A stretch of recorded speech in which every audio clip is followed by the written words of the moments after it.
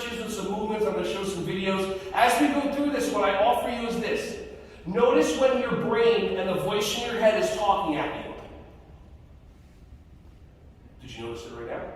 That brain? How many of you what voice are you talking about? They're like, oh wait, what? Yeah, we all have this voice in our head. But notice when your voice tries to do things like being right. How many of you like to be wrong?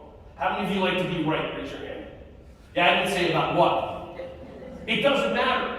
Why is it important for us? Because as a human being, when we feel like we're right, our brain sends a message to our body, and our body releases dopamine, oxytocin, endorphins, and serotonin. All these chemicals go into our body immediately when we feel like we're right.